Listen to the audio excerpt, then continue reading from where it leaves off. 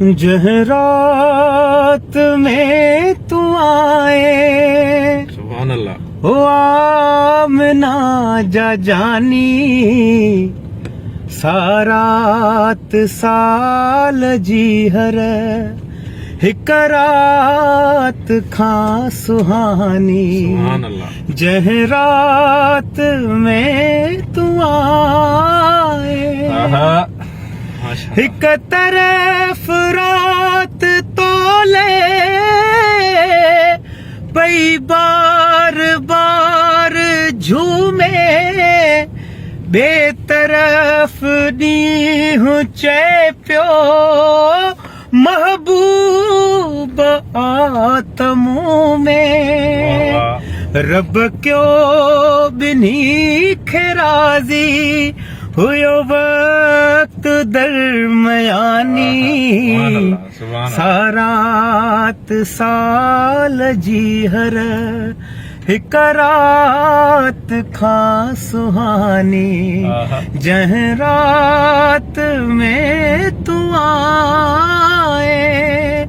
साईं कमाल जी विसराए काबो करीम आहे हिकु आबदल जो काबो लेकिन हबीब तू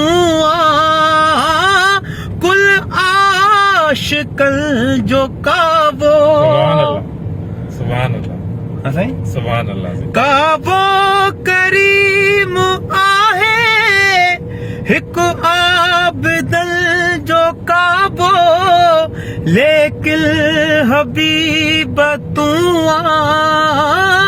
कुल आशिकल जो काबो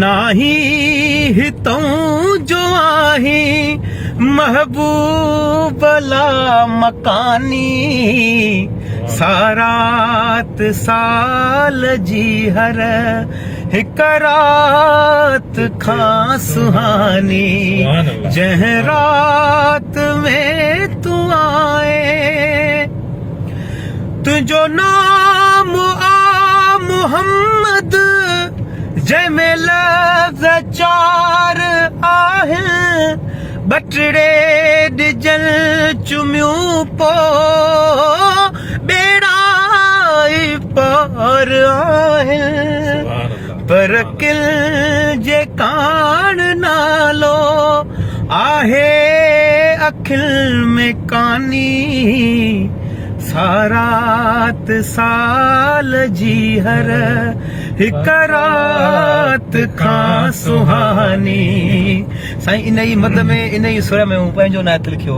हाँ साईं ओ हर गिरह में शफा पानी जिते जो ज़मज़म उन शहर में खणे शल आखूद पंहिंजो दम दम जित मेज़बां मुहम्मद लजपाल हल मदीने महबूब सां हली कज अहवाल हल मदीने हर साल दिल चवे थी हिन साल हल मदीने महबूब सां हली कज अहवाल हल मदीने ओ घटियूं चुमा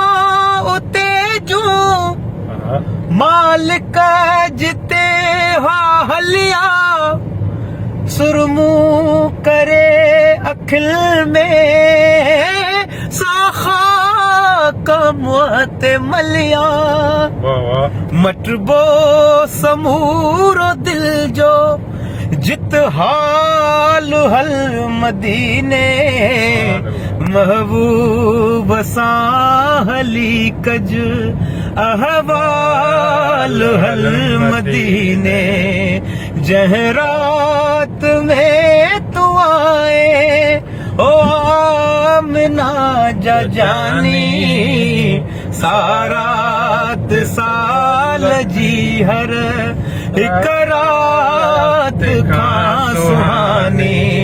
चेहरात वाह, सही वाह। में तू आए।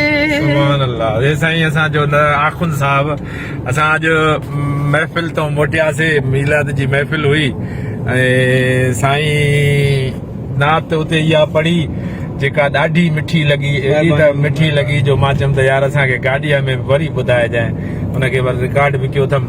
अल्लाह साईं असांखे नबी अलैहि सलातो वसलाम जी मोहबत अदा फरमाए, महिरबानी।